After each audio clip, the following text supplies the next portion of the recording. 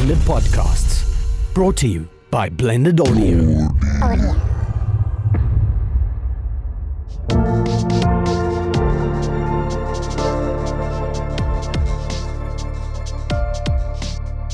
ArtPod is a South African-focused visual arts podcast hosted by Claude Chandler.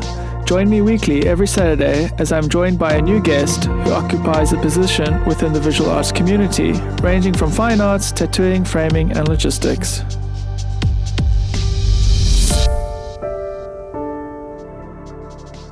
Welcome to episode 18 of ArtPod. Today I'm joined by Anthea Delmotte. Delmotte. Fine artist. I would also say performing art painter. Would that be a fair assessment? It's pretty difficult to put me in a box, right? Totally. I mean, with doing my research, so many fascinating exhibitions and performances came up. It's a very amazing and interesting artist journey you've been on. So originally from Namibia, that's correct? That's right. I'm from Namibia, born in Windhoek and lived in different places in Namibia. And from what I've read, you kind of tackled pretty much every art genre or design field, working with dressmaking, graphic design. Everything, yeah. Everything. Scratching everything. Yeah. Including fine art. And then how did you decide to kind of pursue fine art and leave those other genres behind? I've always sort of really gone with the flow. I never decided I was going to be an artist or a dressmaker or a designer or anything, you know. It was just what happened all the time, and I just go for whatever's in front of me. Yes. I always say that art chose me, I didn't choose it. This is where I am, you know? Yes. And then I say pursuing fine art, how did that was there any kind of affirmation or any exhibition or feedback that kind of made you feel you're on the right track or on the right path? I'm definitely on the right track. We're all on the right track. We're all exactly supposed to be where we are supposed to be. And I'm definitely on the right track. It really fits me, what I'm doing, you know. It's what makes me happy. It heals me. It is what I'm interested in. It's what I enjoy. It's what I understand. I just have a natural understanding for it all. I don't have to try hard. For sure. It just comes, so and lucky. Would you say self-taught, or did you study I'm self-taught, yes. I've never been taught anything in terms of art. In Namibia, there was no art in school. Okay. I had absolutely no exposure. It's quite a alien concept around there. An artist, where I grew up, yes. And how I grew up. It wasn't then in the time. The first time I met an artist, actually, was when I was about 14 in Walfish Bay. And I went with my mother to an artist studio, and it was very impressive for me. But by then I was already doing art all the time, but I was just doing what I do. Yes. You know? My father did paint and sketch from time to time, not a lot. Sure. Once in 6 months or once in 2 years, kind of thing, wow. with great intervals. Huge intervals. Quite I'm sure, an event then. Yeah, but I was always in such admiration for it when he did it, you know, and I was so eager to get my grabby little paws on his paints. Sure. Amazing. And so I guess that's kind of how you got introduced to that medium instead of pursuing, say, sculpture or something else. Well, I do everything. I do a little bit of... You do a bit of sculpture now, for sure. Yeah, I do. It's like that. I'm a very curious person. I've got a very active mind and a very active body, and I scratch in everything. I just want to understand everything. So and it all comes together, you know, things just happen. Everything is like a palette of colors. You squeeze out all the colors on the tube, you know. So anything that you learn in life is a color that you put there, and then you paint a picture. Yes. So I like investigating different things, and then my palette becomes extensive. No, definitely. And I mean, just your enthusiasm, I can definitely see how it translates into your performance pieces when you paint to live music, and how your kind of, I guess, I would say maybe life philosophy translates well. But upon researching, it was quite interesting finding, a contrast of styles and mediums. And then just comparing, say, your Portal series to the live painting, completely different experiences and sensations. Like the Portal series, the portraits, there's I would say a sensitivity and quietness and kind of restraint and very traditional, I would say. And then, say, to the more performance pieces, which are spontaneous and wild and, just kind of in the moment. How do you kind of separate the two, or how do you go into kind of each genre? There's reasons for that. I've systematically grown to be who I am. So being a self-taught artist, I systematically examined different aspects of realism, which is what Portals is. Yes. So I systematically learned about light and color and composition and all the different aspects of it, and implemented that. And then, when in the time that I did realism, which was a very long time in my study of realism, I've done some, when I was working on Portals, I was working like 16 hours a day. Amazing, yeah. For about 11 months. Not 100% of the time like that, but 98%. Sure. 98% of the time spending 16 hours a day in the studio. So it's very quiet spaces. Yes, it is. Yes. So, and your mind travels, know. What I started noticing, so as I was studying realism, every time that I realized something regarding realism, like for instance a composition, then I would go down that track and explore it completely. So what happened when I was doing Portals and working such extensive hours, but I mean this comes from much further than Portals actually. I mean it connects to different things in my youth as well. I would suddenly sort of realize that I wasn't consciously here now for some time, and now I'm here, And I knew that feeling because I knew I had experienced it, like with doing music with friends. Sure.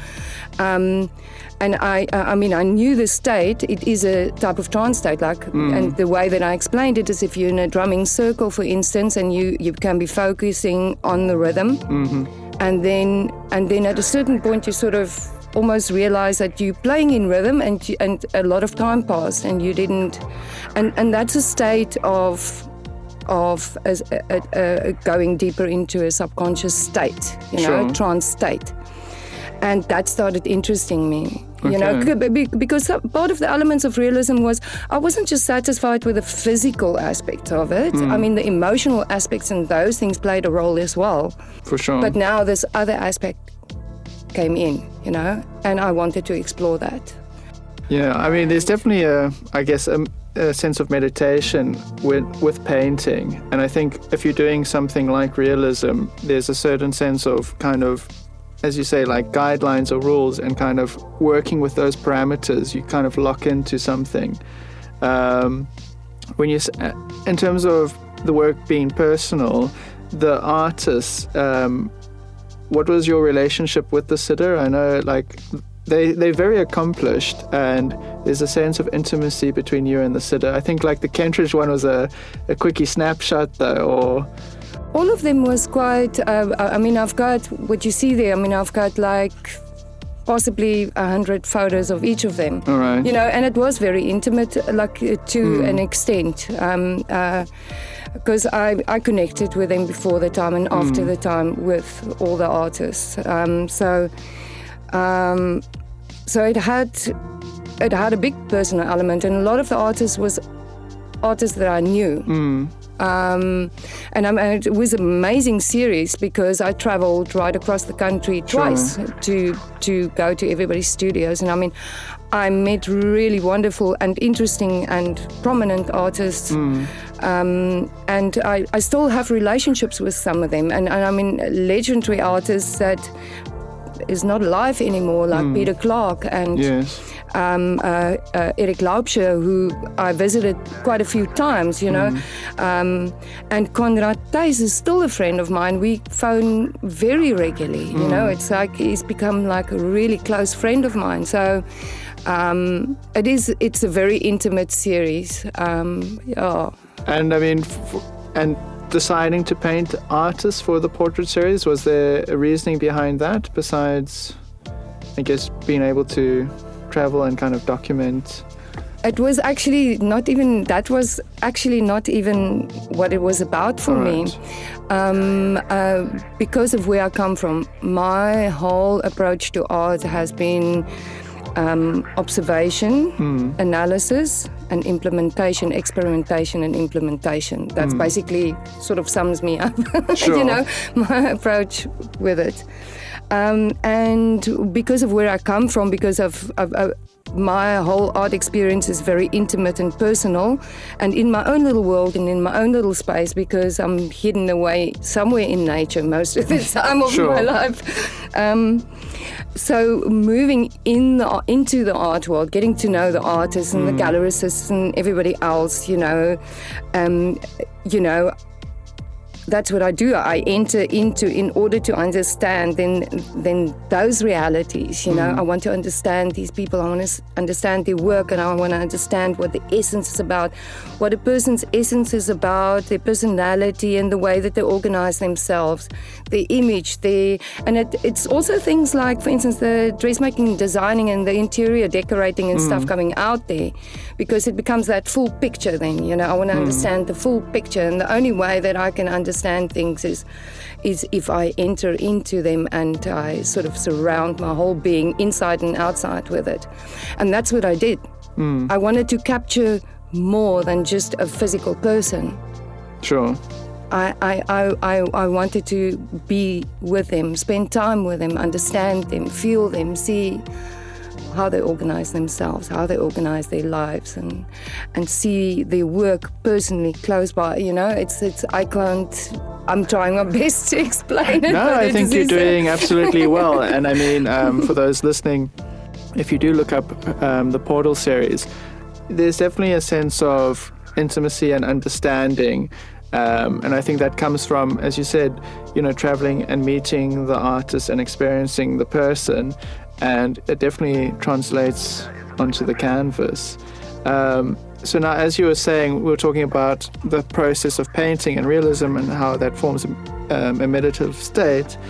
You wanted to pursue that, and I guess that falls more in line with your trance state paintings, correct? That is exactly how it happens. So experiencing that, experiencing those states suddenly became, not suddenly, I mean, like I say, it's stuff that comes from when I was young, you know, and it's little keys, and then it was just the right time to follow this key now. And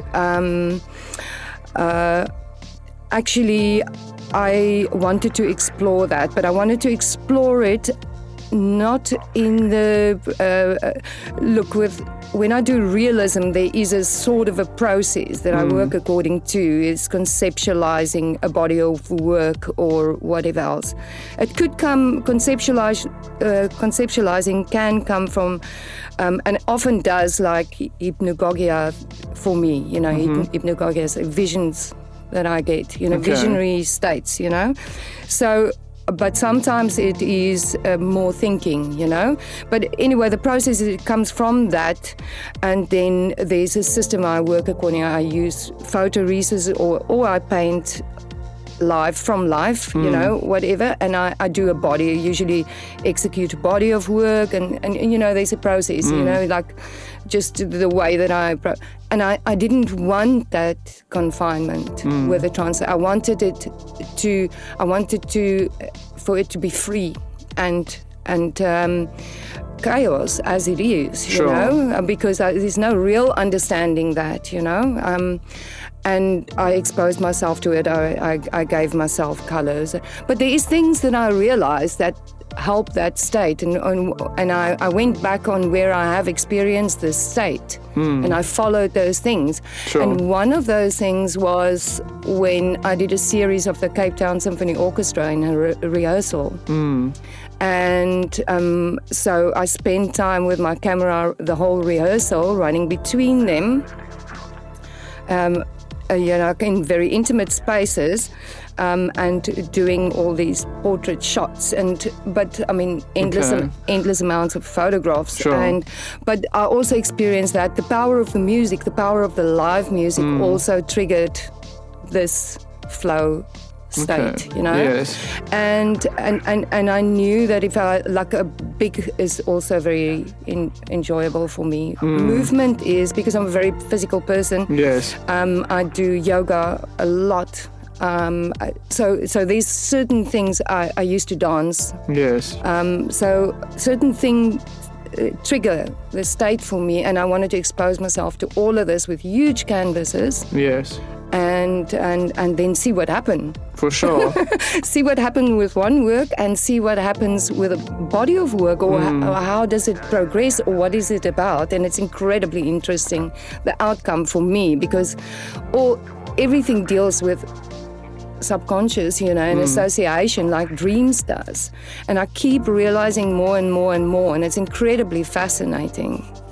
And I mean, I'd say one of the biggest shifts or changes, you know, from working in the studio, which is a very quiet personal space, and then either working in front of a crowd or having a camera on you, does that kind of affect you? Because I think like there's a sense of maybe pressure that the work has to come together quicker.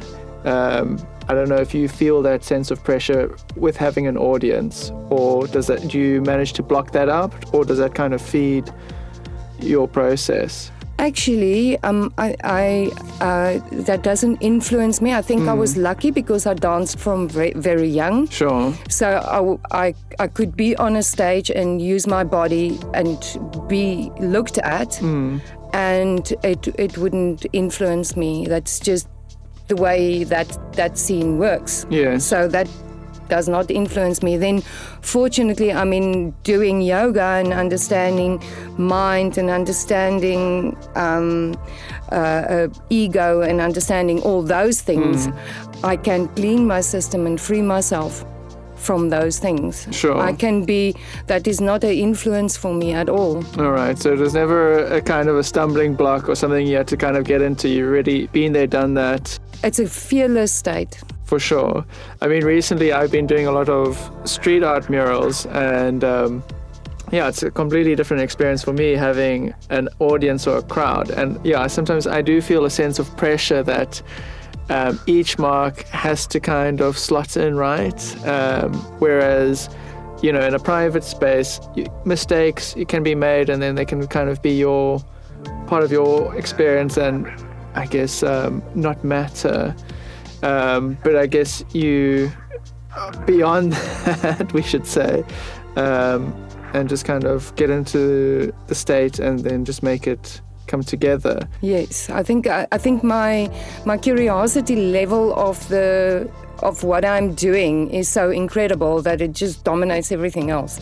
For sure. And I mean, obviously for your first trance state painting that you did, was that with a live band, or what was the first one like? Oh yes, okay, now I remember my first one. Cool, yeah, please share. It was with Croak, Martinique de Toué. Yes. And Mike, and I don't remember. Oh yes, was it Julian? Yeah, yes, it was with them at my house. It was an experimental one first, against my studio wall. Okay. And live with a live band, and I still have it on my wall. Yeah, great. And it was a lovely experience. It was great. It was good. And then, I mean, afterwards, was there kind of affirmation from the people at the event or just people close to you that said like, this is an amazing thing? Or was it also a thing of you looking back and thinking, this is such an amazing creation and an amazing process, I want to pursue this? How did you kind of decide this is something I want to take further?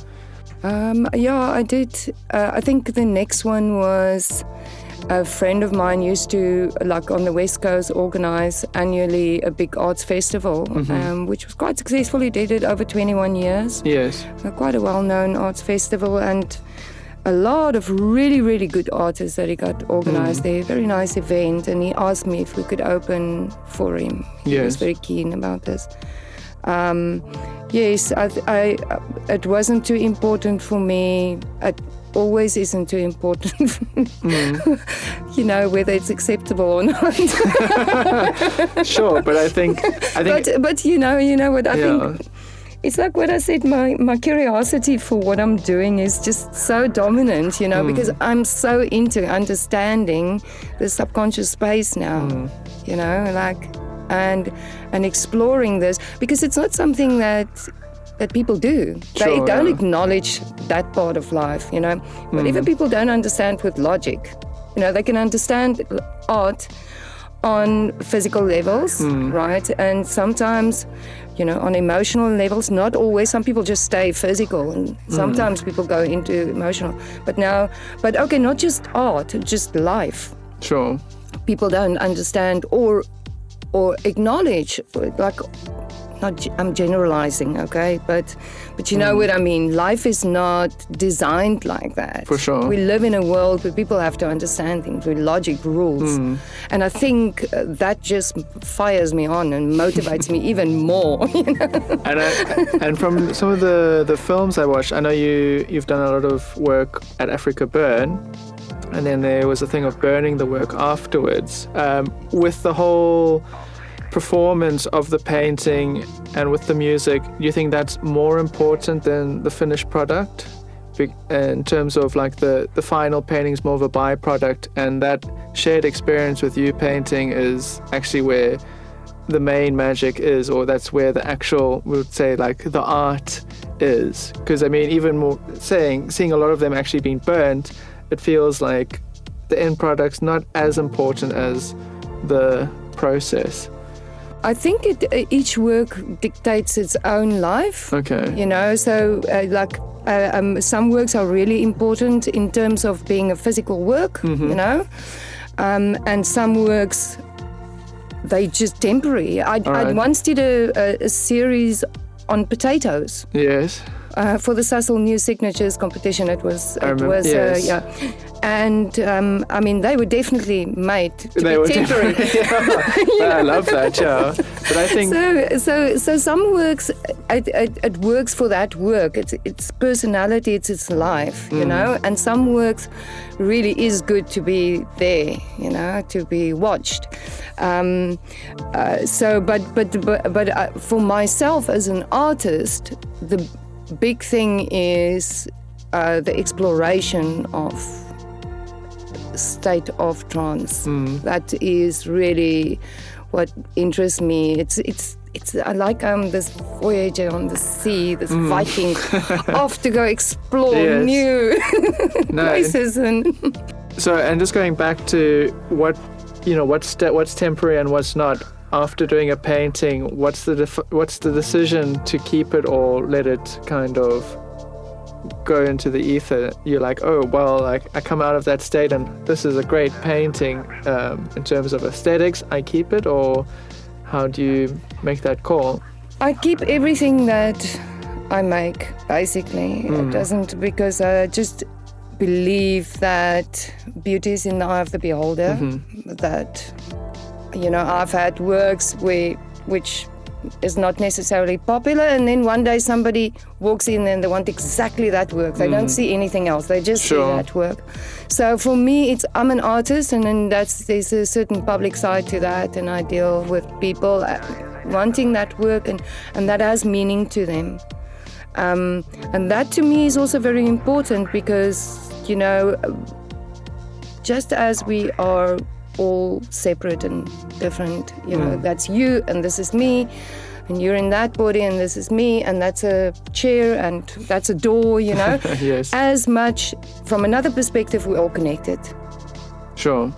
And when I make something, then there's a connection with that something to somebody else and their subconscious perception of that work.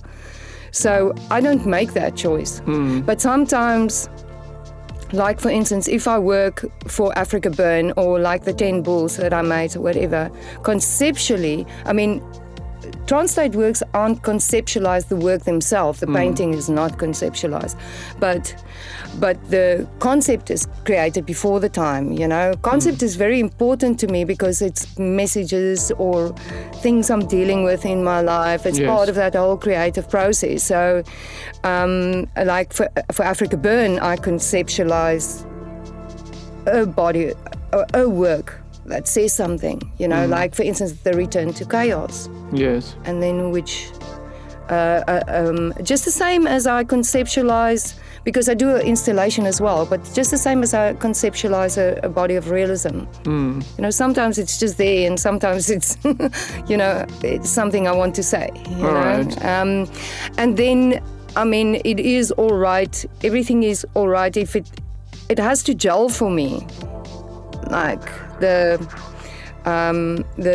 work, the actual structure, the concept. There needs to be that interconnected play between it all. And you based in Piketberg? Did I say that right? I am not in Piketberg. Oh, no. I am on top of the mountain. I mean, I remember visiting there once and going up there, and I just think, what a magical space and place. But it's got quite a vibrant art community.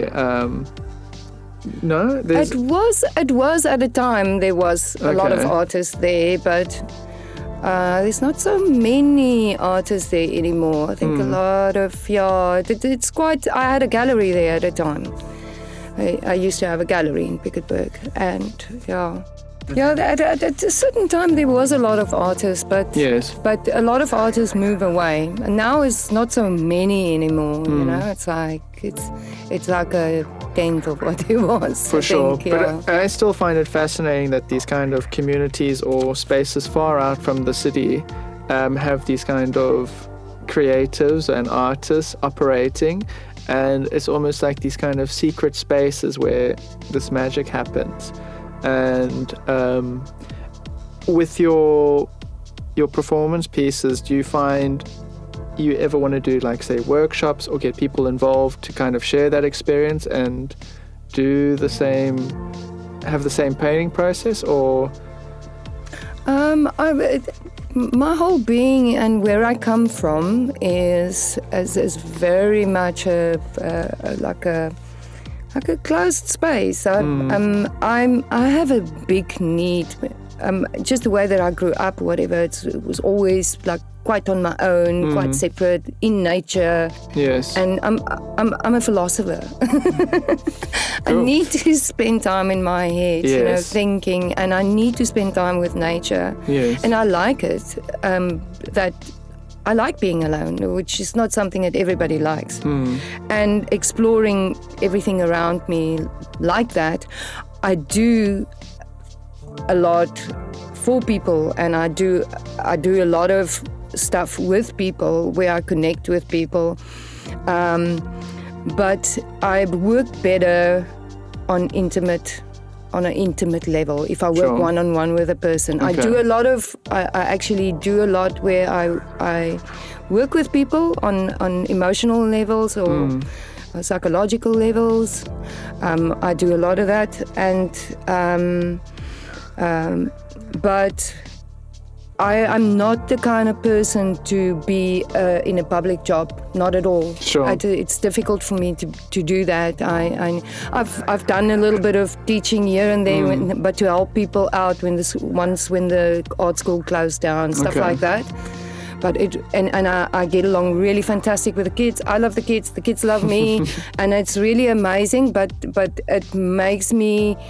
it doesn't make me happy. I want to play myself. I need to play. No, I totally understand. I think we're going short on time. Is there any upcoming exhibitions or shows or performances you would like to talk about or punt before we say goodbye? I'm not so organized in planning at the moment. Possibly Africa Burn.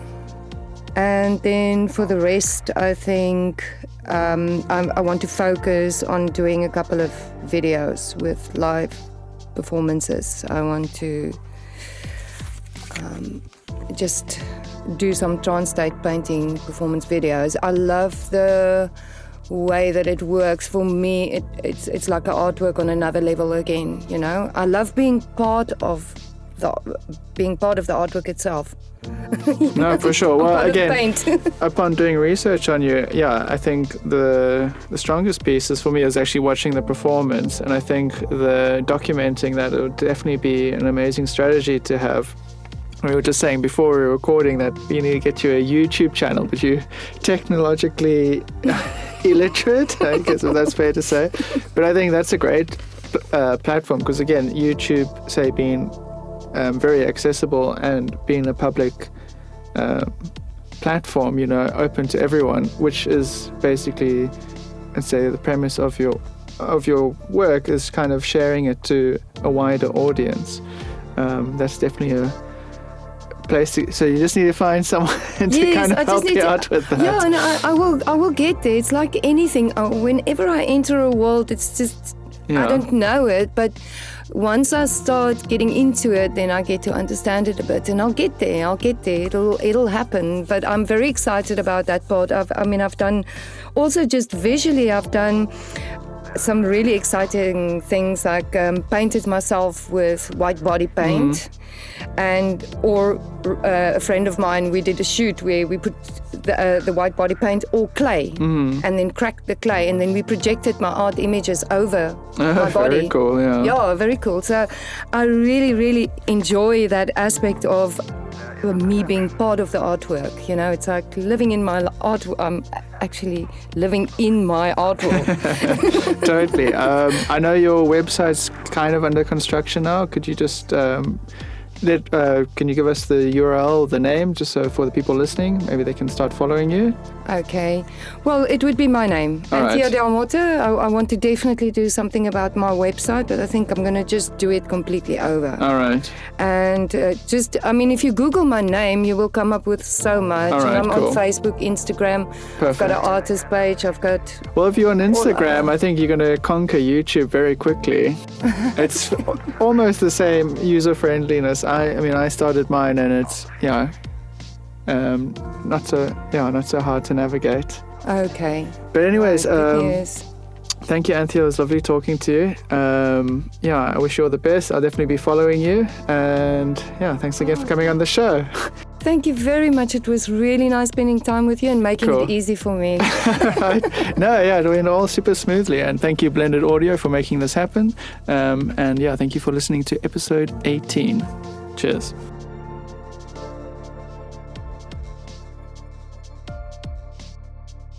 ArtPod is a South African-focused visual arts podcast hosted by Claude Chandler and produced by the generous assistance of Blended Podcasts, brought to you by Blended Audio.